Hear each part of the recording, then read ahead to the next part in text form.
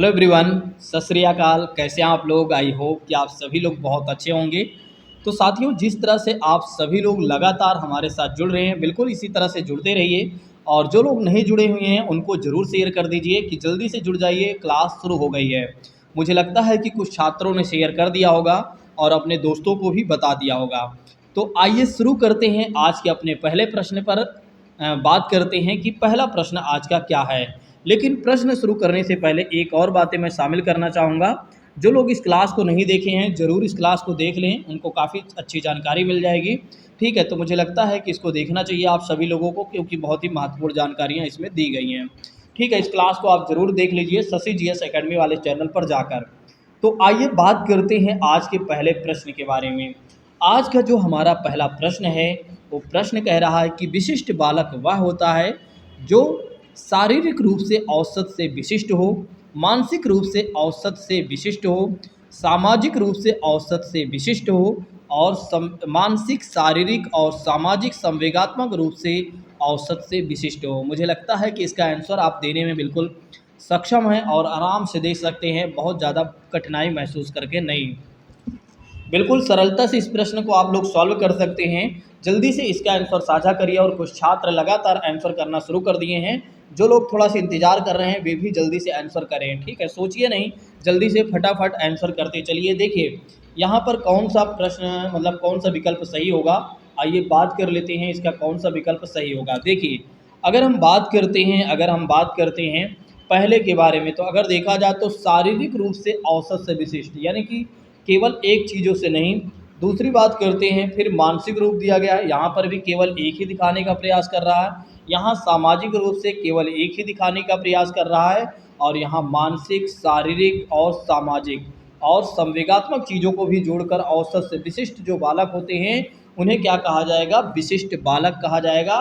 या वे कौन होंगे? विशिष्ट बालक होंगे। यानी कि ऑप्शन नंबर चौथा विल बी राइट दोस्तों, इस बात को ध्यान रखिएगा। चलिए इसी के साथ बात कर लेते हैं आज के नेक्स्ट प्रश्न के बारे में, यानी कि दूसरे प्रश्न के बारे में आइए बात करते हैं।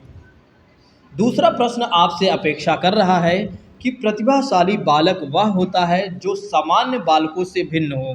दूसरा ऑप्शन कहता है कि सामान्य बालकों के जैसा ही होना चाहिए, और तीसरा ऑप्शन कहता है कि मंद बुद्धि का हो, और चौथा ऑप्शन कहता है उपरोक्त सभी। आज बहुत सारे छात्रों का प्रश्न सही हो रहा है और बड़ा ही वे हैप्पी नज़र आ रहे हैं, बड़ा ही खुश नज़र आ रहे हैं।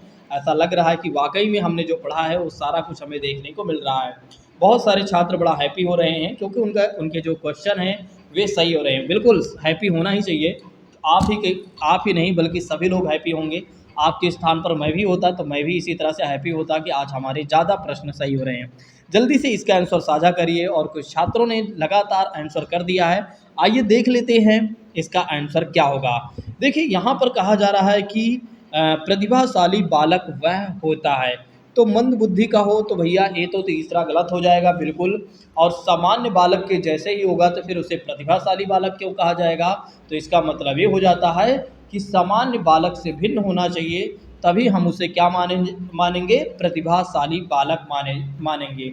और इसकी एक मुख्य विशेषता ये है प्रतिभाशाली बालक की कि 140 या 130 प्लस बुद्धि लब्धि जिसकी होती है उसे क्या माना जाता है? प्रतिभाशाली बालक माना जाता है या माने जाते हैं, इस बात को ध्यान रखिएगा।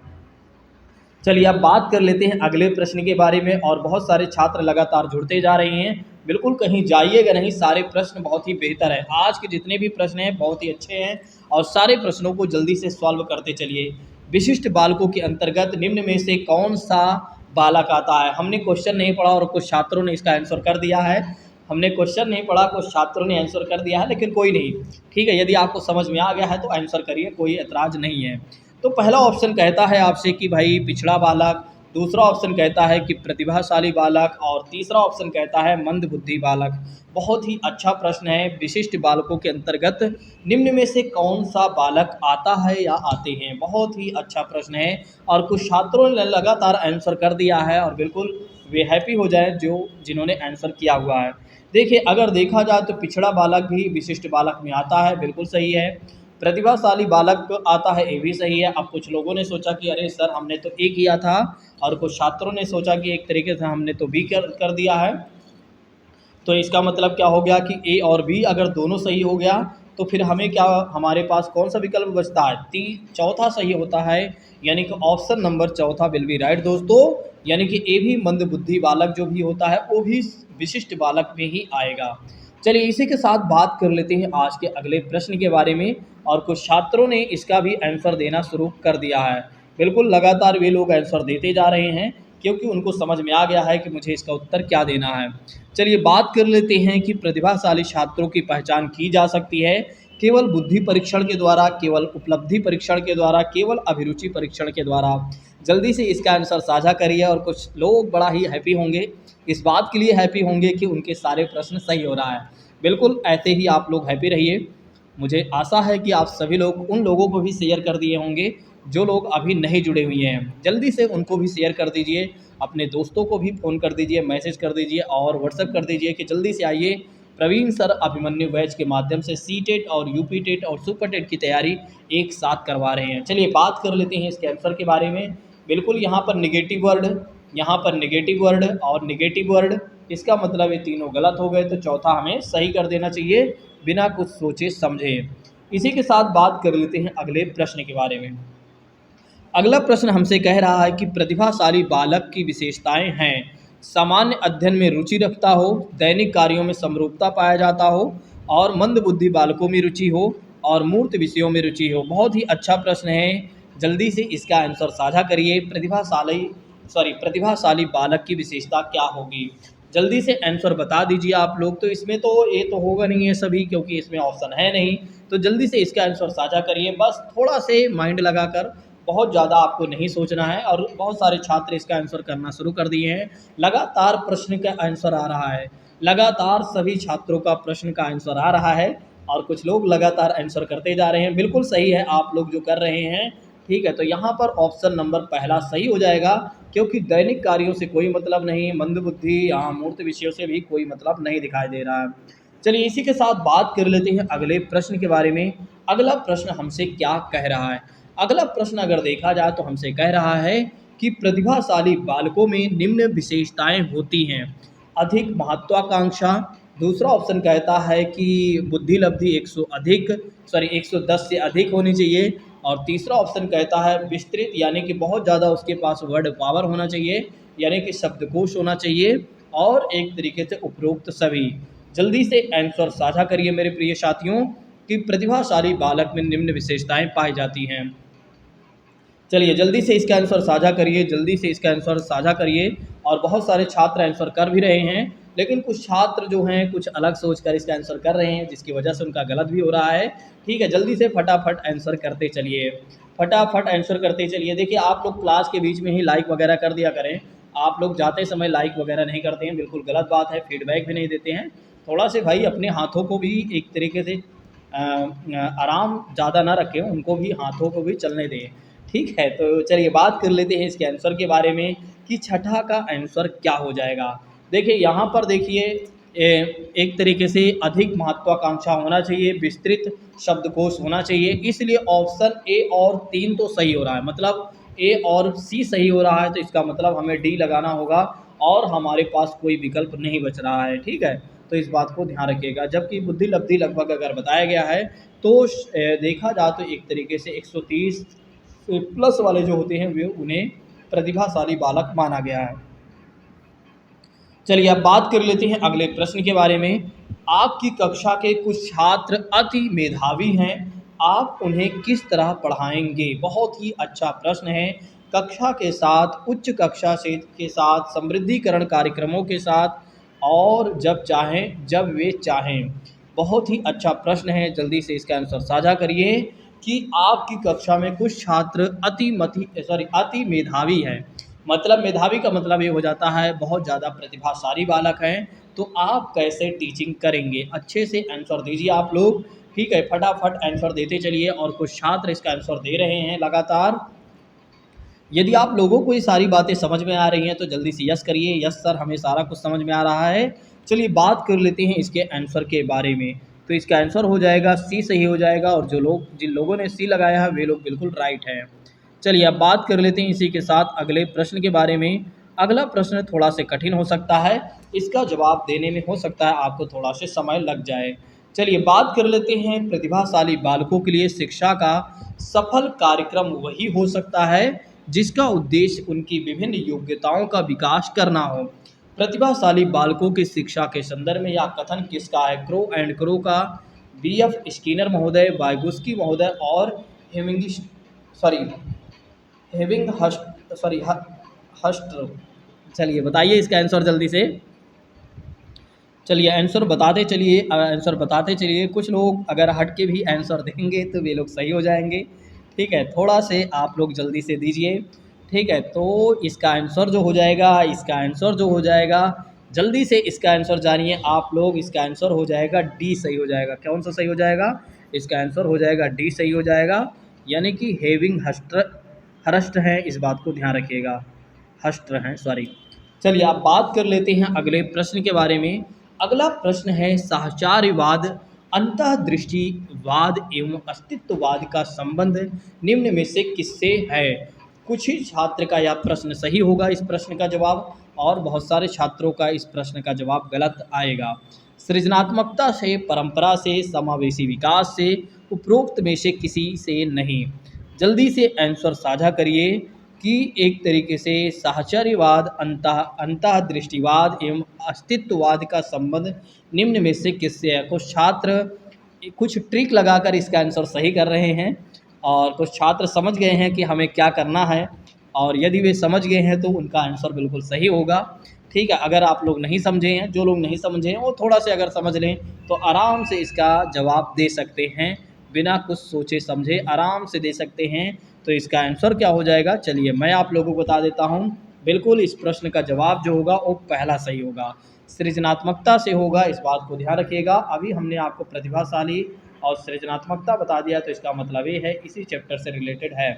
चलिए बात कर लेते हैं, पिछड़ा बालक वह होता है जो अपनी आयु वर्ग के अन्य छात्रों की अपेक्षा बहुत कम शैक्षिक उपलब्धि हासिल कर पाता हो। दूसरा ऑप्शन कहता है कि जो अपनी आयु वर्ग के अन्य छात्रों की अपेक्षा अधिक शैक्षिक उपलब्धि प्राप्त करता हो, जो अपनी आयु वर्ग के अन्य छात्रों के समान शैक्षिक उपलब्धि प्राप्त करता हो। और डी ऑप्शन कहता है उपरोक्त सभी। बहुत सारे छात्र इसका आंसर देना शुरू कर दिए हैं। ठीक है, और कुछ छात्र इसका आंसर देना शुरू कर दिए हैं जो कि सही भी हैं। जल्दी से आप सभी लोग आंसर करते चलिए। इसका आंसर क्या हो जाएगा कि पिछड़ा बालक क्या होता है? पिछड़ा बालक कौन होता है? यहाँ पर प्रतिभाशाली बालक नहीं पूछा जा रहा है, कुछ छात्र प्रतिभाशाली समझकर इसका आंसर दे रहे हैं। जल्दी से इसका आंसर बताइए। प्रतिभाशाली नहीं बल्कि दोस्तों इसमें पूछा जा रहा है, पिछड़ा बालक की बात की जा रही है, तो इसका मतलब हो जाएगा, इसका आंसर जो हो जाएगा पहला सही हो जाएगा। ठीक है, इसका आंसर जो हो जाएगा पहला सही हो जाएगा, इस बात को ध्यान रखिएगा। इसी के साथ बात करते हैं अगले प्रश्न के बारे में। अगला प्रश्न हमसे कह रहा है कि पिछड़े बालकों की पहचान निम्न में से किस परीक्षण के द्वारा की जा सकती है? सामूहिक परीक्षण, उपलब्धि परीक्षण, व्यक्तिगत बुद्धि परीक्षण और उपरोक्त सभी के द्वारा। पिछड़े बालकों की पहचान निम्न में से किस परीक्षण के द्वारा की जा सकती है? जल्दी से इसका आंसर साझा करिए।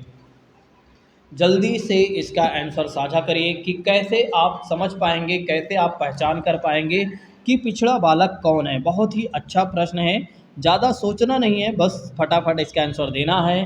बस आराम से इसका आंसर आप दे सकते हैं, और बहुत सारे छात्र आंसर करना शुरू कर दिए हैं। ठीक है, तो इसका आंसर क्या हो जाएगा? डी सही हो जाएगा। इसका आंसर क्या हो जाएगा? डी सही हो जाएगा। इस बात को ध्यान रखिएगा। चलिए अब बात कर लेते हैं अगले प्रश्न के बारे में। अगला प्रश्न क्या कह रहा है, इसके बाद मैं सभी छात्रों का नेम लेना चाहूँगा। ठीक है, जो लोग हमारे साथ जुड़े हुए हैं, नहीं तो वे सोच रहे होंगे कि सर हमारा नाम कब लिया जाएगा। ठीक है, वे सोच रहे होंगे कि नाम कब लिया जाएगा। बिल्कुल आपका नेम लिया जाएगा। ठीक है, आप बहुत अच्छा काम कर रहे हैं। चलिए बात करते हैं इसके इस प्रश्न के बारे में। जन्मजात योग्यताओं की तुलना में कम शैक्षिक उपलब्धि होती है प्रतिभाशाली बालक की, हाथ पैर से विकलांग बालक के और पिछड़े बालक के, उपरोक्त सभी की। बहुत ही प्यारा प्रश्न है, इसका जवाब आप लोग जल्दी से साझा करिए। बहुत ही अच्छा प्रश्न है, और कुछ छात्र लगातार आंसर दे रहे हैं। बिल्कुल इसी तरह से आप लोग सभी प्रश्नों को सॉल्व करते चलिए।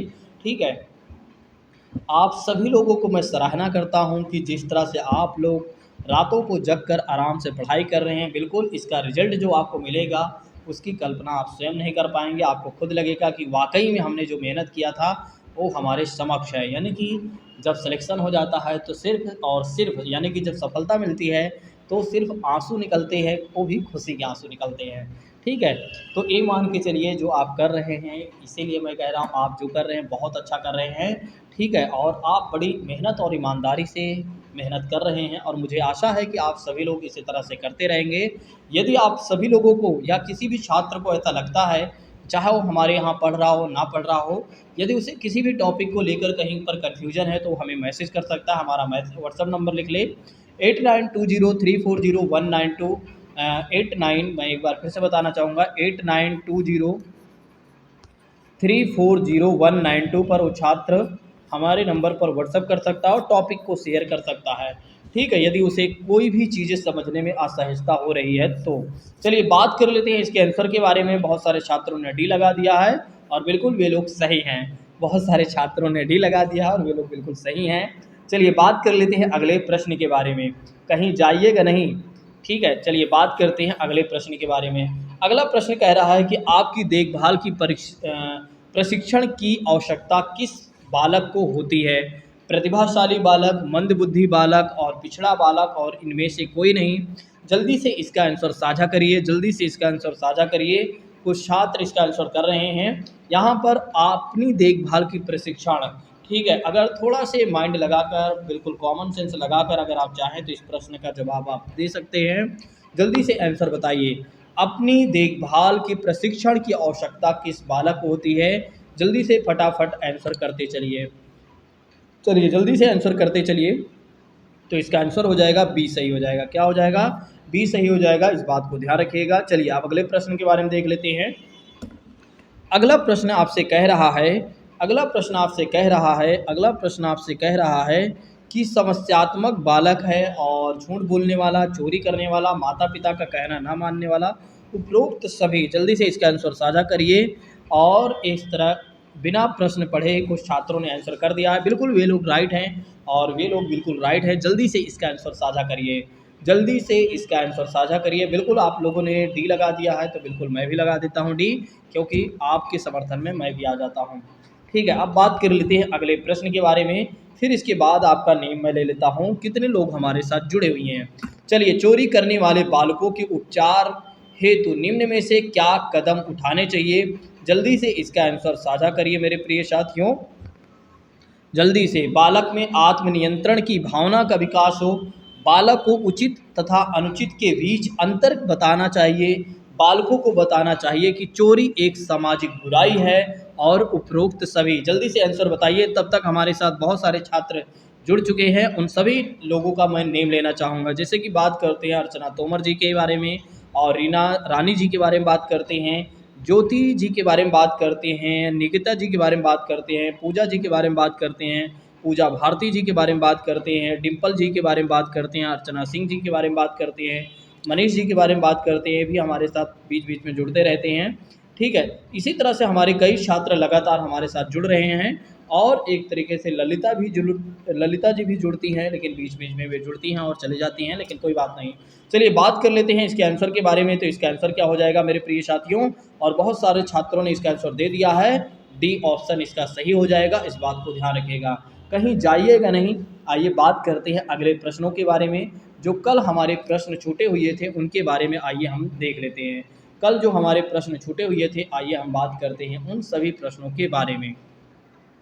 चलिए, इसका जवाब आप सभी लोगों ने कल ही दे दिया था, समावेशी शिक्षा। ठीक है, इसका जवाब आप लोगों ने दे दिया था जल्दी से।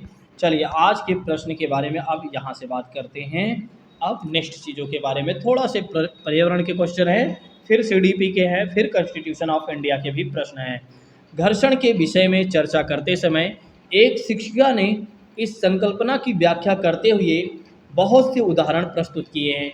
इनमें से कुछ ऐसे उदाहरण जिनमें घर्षण हमारे दैनिक जीवन में उपयोगी है, उस शिक्षक ने कक्षा में जो नीचे दिए गए हैं, जल्दी से इसका आंसर बताइएगा। थोड़ा से प्रश्न जो है कठिन है। हम पेन की नोक और कागज़ के बीच घर्षण होने के कारण लिख पाते हैं, और हम फर्श हम फर्श पर हमारे पैरों और फर्शों के बीच घर्षण के कारण चल पाते हैं। मतलब हम फर्श पर इसलिए चल लेते हैं, हमारे पैरों और फर्श के बीच क्या घर्षण होता है, इसकी वजह से ऊर्ध्वाधर फेंकी गई कोई गेंद होती है, वो घर्षण के कारण ही नीचे आती है। और एक तरीके से घर्षण के कारण ही हम किसी गतिशील वाहन को बैक कर सकते हैं। बहुत ही प्यारा प्रश्न है, इसका उत्तर जल्दी से आप लोग साझा करिए, जल्दी से इसका आंसर साझा करिए, जल्दी से इसका आंसर साझा करिए, जल्दी से इसका आंसर साझा करिए। और कुछ छात्र इसका आंसर दे रहे हैं, बिल्कुल इसका आंसर जो हो जाएगा DAB हो जाएगा, यानी कि ऑप्शन नंबर सी सही हो जाएगा। ऑप्शन नंबर सी सही हो जाएगा, इस बात को ध्यान रखिएगा। ठीक है, DAB, यानी कि कहने का मतलब ये है कि डी सही हो जाएगा, ए सही हो जाएगा और बी सही हो जाएगा। यहाँ पर सी ऑप्शन गलत हो जाएगा। यहाँ घर्षण के कारण नहीं बल्कि गुरुत्वाकर्षण के कारण क्या होता है, ऊपर फेंकी गई गेंद जो होती है वो नीचे आती है। ठीक है, इसलिए ऑप्शन नंबर डी सही हो जाएगा, सॉरी हाँ सी सही हो जाएगा। चलिए, एक पश्मीना शॉल लगभग साधारण स्वेटरों को बराबर गर्म होती है, मतलब एक तरीके से, और एक साधारण पश्मीना शॉल को बुनने में कुल कितना समय लगता है। ठीक है, कुल मिलाकर कहने का मतलब ये है कि पश्मीना शॉल के जो स्वेटर बना जाता है वो कितना समय लगता है। जल्दी से इसका आंसर बताइए आप लोग। अच्छा प्रश्न है, जल्दी से इसका उत्तर साझा कर दीजिए, जल्दी से इसका उत्तर साझा कर दीजिए आप लोग, जल्दी से इसका उत्तर साझा करिए। आप सभी लोगों के प्रश्नों का हमें इंतज़ार है, जवाब का इंतज़ार है। और कुछ छात्रों ने इसका आंसर डी लगा दिया है और बिल्कुल वे लोग डी सही हैं। ठीक है, 10 घंटा सॉरी 10 स्वेटरों के बराबर, मतलब अगर देखा जाए तो पश्मीना शॉल जो है एक शॉल के एक शॉल जो होती है पश्मीना एक पश्मीना की जो शॉल है वो 10 स्वेटरों के बराबर होती है। और लगभग अगर देखा जाए तो इसको बुनने में कुल कितना समय लग जाता है, 200 घंटे का समय लग जाता है। कितना समय लग जाता है, तो 10, यहाँ पर 10, यहाँ पर 200। ठीक है, तो एक तरीके से क्या हो जाता है, 10 मतलब एक स्वेटर बुनने में 200 घंटे का समय लग जाता है। चलिए, अगला प्रश्न है कि किसने कहा सामाजिकरण की प्रक्रिया दूसरे व्यक्तियों के साथ शिशु के संपर्क से आरंभ होती है और जीवन पर्यंत चलती रहती है। जल्दी से इसका आंसर बता दीजिए आप लोग। मॉरिसन, सोरेनसन और सॉरे व इटेलफोर्ड और हरमन। जल्दी से इसका आंसर साझा करिए आप लोग, फटाफट आंसर करते चलिए। यदि आ रहा है, नहीं आ रहा है तो फिर भी ट्राई करते चलिए, कोई भी छात्र कहीं जाएगा नहीं। बहुत सारे छात्र हमारे साथ जुड़ चुके हैं। ठीक है, बहुत सारे छात्र हमारे साथ जुड़ चुके हैं, बिल्कुल इसी तरह से जुड़ते रहिए, कहीं जाइएगा नहीं। चलिए, बात कर लेते हैं इसके आंसर के बारे में। तो इसका आंसर हो जाएगा सी सही हो जाएगा, यानी कि सॉरे व टेलफोर्ड हो जाएगा, इस बात को ध्यान रखिएगा। चलिए, मैकडुगल व गिलफोर्ड, गिलफोर्ड है गिलफोर्ड नहीं, ठीक है गिलफोर्ड क्या है, गिलफोर्ड ने बालक के संवेगों की संख्या बताई है 10, 12, 14 और 11। जल्दी से इसका आंसर बताइए। बहुत सारे छात्र इस प्रश्न का सही जवाब दे रहे हैं, बिल्कुल वे लोग सही हैं। जल्दी से इसका आंसर बताइए, बिल्कुल आपका सही है, यानी कि सी ऑप्शन सही है, आप लोगों ने सी ही लगा दिया है। ठीक है, इसलिए 14 जो होता है मैकडोल सॉरी मैकडुगल व गिलफोर्ड महोदय ने बताया है कि बालकों की संवेगों की संख्या कितनी होती है, 14 होती है। चलिए, अब बात करते हैं अगले प्रश्न के बारे में। किसके अनुसार सामाजिक विकास का अर्थ सामाजिक संबंधों में परिपक्वता प्राप्त करना है। ऑप्शन कहता है स्किनर व हैरीमन, क्रो एंड क्रो, हरलॉग और वाटसन। जल्दी से इसका आंसर बताइए आप लोग, फटाफट आंसर करते चलिए, फटाफट आंसर करते चलिए। और जिन छात्रों ने अभी तक शेयर नहीं किया हुआ है वे छात्र क्या कर दें, जल्दी से शेयर कर दें। ठीक है, चलिए आइए आज 1 मिनट का थोड़ा सा ब्रेक लेते हैं, फिर उसके बाद क्लास को स्टार्ट करते हैं।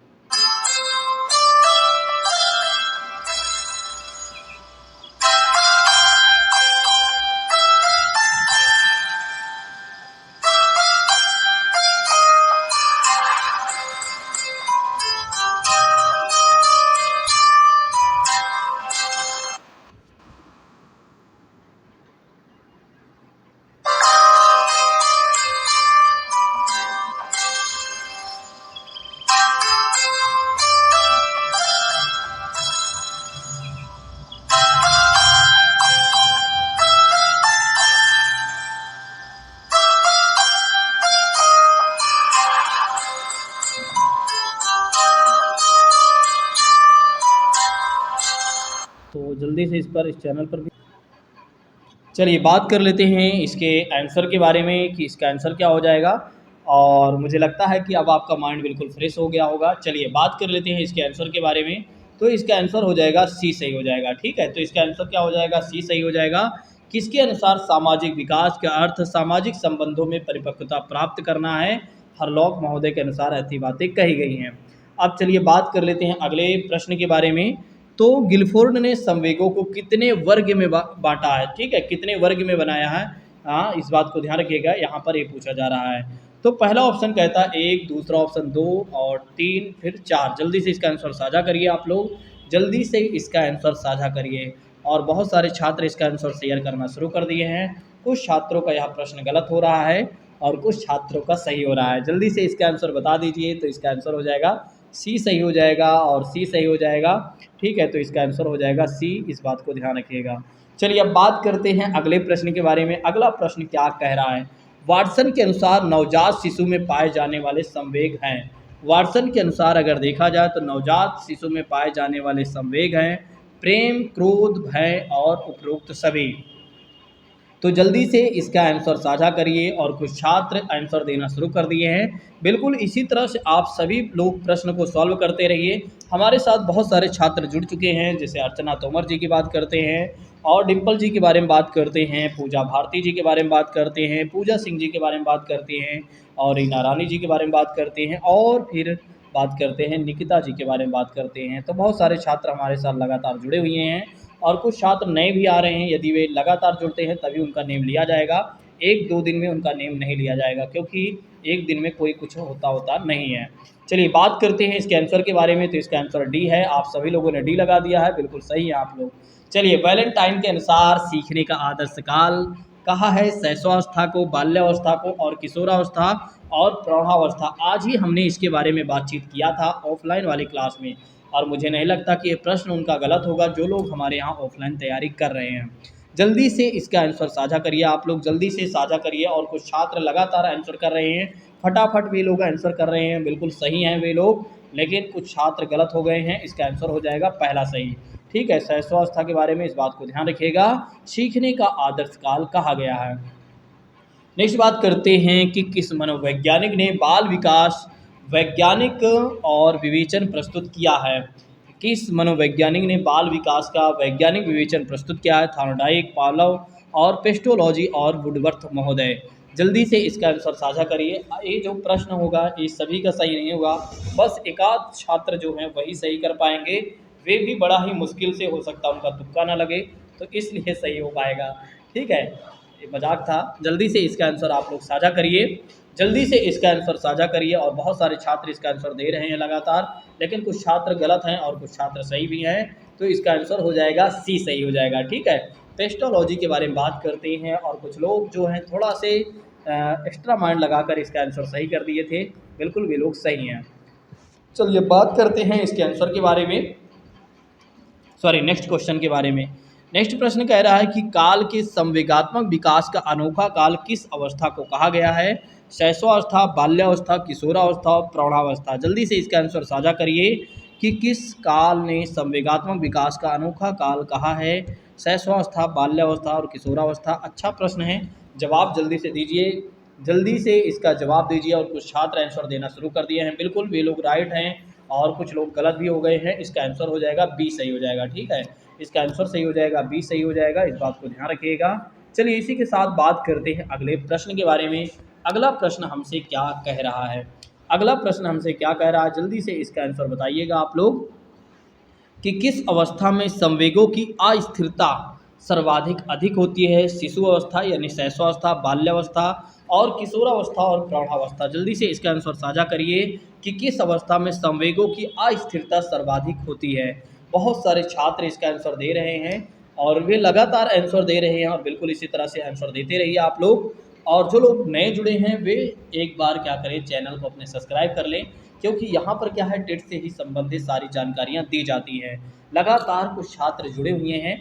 देखिए मैं सर से जो ओनली टेट है इसका नेम बदलना चाहता हूँ और मैं चाहता हूँ कि इसका नाम कुछ और कर दिया जाए। और मैंने एक नाम सुझाया है कि जैसे शशि जीएस एकेडमी है, मैं चाहता हूँ इसका नेम बदलकर शशि टेट एकेडमी कर देता हूँ, शशि टेट एकेडमी कर देता हूँ। आप लोग बताइएगा कमेंट बॉक्स में, क्या यह चीज़ें सही रहेंगी कि नहीं। Shashi TET Academy, Shashi TET Academy यदि मैं कर देता हूँ तो क्या यह सही रहेगा या नहीं, आप लोग कमेंट करके बताइएगा। आपकी कमेंट का इंतज़ार हमें रहेगा। आज ही आप लोग जल्दी से बताइएगा क्लास ख़त्म होने के बाद। चलिए इसके आंसर के बारे में यदि आपको लगता है कि कोई और नेम रखना चाहिए तो वो भी सुझाव आप दे सकते हैं। ठीक है, तो ओनली टेट के नाम के चैनल को बदलना पड़ेगा, क्योंकि यूट्यूब पर इस पर स्ट्राइक हो रही है बार बार कि इस नाम को बदलिए, इस नाम से कोई और चैनल शायद है। ठीक है, इसलिए स्ट्राइक किया जा रहा है। तो जल्दी से इसका आंसर साझा करिए। और कुछ छात्रों ने इसका आंसर साझा कर दिया है, कुछ छात्रों ने इसका आंसर साझा कर दिया है। तो इसका आंसर हो जाएगा दोस्तों, इसका आंसर हो जाएगा पहला सही हो जाएगा। चलिए अब बात करते हैं अगले प्रश्न के बारे में। सिगमंड फ्राइड के अनुसार किस अवस्था में बालक में आत्म नैतिकता प्रारंभ हो जाती है। 1 से 5 वर्ष, 6 से 11 वर्ष, 2 से 6 वर्ष और 11 से लेकर 16 वर्ष। जल्दी से इसका आंसर साझा करिए। सिगमंड फ्राइड के अनुसार किस अवस्था में बालक की आत्म नैतिकता प्रारंभ हो जाती है। जल्दी से इसका आंसर साझा करिए। और कुछ छात्र इसका आंसर दे रहे हैं। बिल्कुल इसी तरह के से सारे प्रश्नों को आप लोग सॉल्व करते चलिए। बहुत ही अच्छी बात है जिस तरह से आप लोग प्रश्न को सॉल्व कर रहे हैं। जो लोग प्रश्न को दे चुके हैं यानी जवाब दे चुके हैं वे लोग जल्दी से एक बार लाइक कर दें, क्योंकि इस समय आप लोगों की लाइक की संख्या कम हो गई है। ठीक है, लाइक तो कर ही दिया करें भाई, डिसलाइक भी कर दिया करें, वो भी ऑप्शन है अगर आप देना चाहें। ठीक है, अगर आपको लगता है कि सारी चीज़ें सही नहीं है तो डिसलाइक करिए, कमेंट बॉक्स में लिखिए जो मन करता है, लेकिन कम से कम सही चीज़ें, सही गलत जो भी हो वो सुझाव आप दीजिए। चलिए इसके आंसर के बारे में बात कर लेते हैं। इसका आंसर हो जाएगा बी सही हो जाएगा। इस बात को ध्यान रखिएगा, भूलिएगा नहीं। अगला प्रश्न कह रहा है कि बालक में किस आयु में सामान्य वाक्यों में त्रुटि सुधार की प्रवृत्ति विकसित हो जाती है। पहला ऑप्शन कहता है कि 5 वर्ष, दूसरा ऑप्शन कहता है 9 वर्ष, तीसरा ऑप्शन कहता है 12 वर्ष और चौथा ऑप्शन कहता है 17 वर्ष। जल्दी से इसका आंसर आप लोग हमें बताइए। और कुछ छात्र इसका आंसर दे रहे हैं लगातार। जल्दी से इसका आंसर करते चलिए, आप लोग फटाफट आंसर करते चलिए। चलिए इसके आंसर के बारे में बात करते हैं। तो इसका आंसर क्या है, इसका आंसर कहेगा यानी कि एक तरीके से सी सही हो जाएगा, यानी कि 12 वर्ष हो जाएगा। इस बात को ध्यान रखिएगा, भूलिएगा नहीं। चलिए इसी के साथ बात करते हैं अगले प्रश्न के बारे में। अगला प्रश्न क्या कह रहा है, मनोवृत्ति के विकास के लिए शिक्षकों को किन वीडियो का प्रयोग करना चाहिए। मतलब टीचर को कौन से वीडियो का इस्तेमाल करना चाहिए। सूचना और प्रसार का, संपर्क समूह प्रकार का, उपरोक्त सभी। जल्दी से इसका आंसर साझा करिए, जल्दी से आंसर बताते चलिए। ठीक है, फटाफट आंसर बताते चलिए। और बहुत सारे छात्र हमारे साथ लगातार जुड़ रहे हैं। बिल्कुल इसी तरह से आप जुड़ते रहिए। और यदि आप नए हैं तो चैनल को सब्सक्राइब कर लीजिए। ठीक है, तो इसका आंसर क्या हो जाएगा मेरे प्रिय साथियों, इसका आंसर हो जाएगा, इसका आंसर हो जाएगा डी सही हो जाएगा। और बहुत सारे छात्रों ने डी लगा दिया है और वे लोग बिल्कुल राइट हैं। ठीक है, जल्दी से भी खुशी हो जाए कि आज हमारा प्रश्न बिल्कुल सही हो रहा है और ज़्यादा प्रश्न हमारे सही हो रहे हैं। चलिए बात कर लेते हैं कॉन्स्टिट्यूशन ऑफ इंडिया से। प्रश्न है, एक दो प्रश्न के बारे में बात करते हैं कि भारतीय संसद में शून्यकाल कितने बजे शुरू होता है। यह प्रश्न सभी छात्रों का तो सही नहीं होगा, हो सकता है सही भी हो जाए तो ये हमारे लिए खुशी की बात होगी। 7 बजे, 11 बजे, 12 बजे और 3 बजे। जल्दी से इसका आंसर बताइए। कुछ लोग अगर कॉमन सेंस लगाकर इसका आंसर देना चाहें तो दे सकते हैं। अच्छा प्रश्न है, जवाब भी आपका बिल्कुल सही हो जाएगा। जल्दी से इसका आंसर साझा करिए। चलिए कुछ छात्रों ने आंसर दे दिया है और कुछ छात्रों ने सी आंसर दे दिया है और वे छात्र बिल्कुल राइट हैं।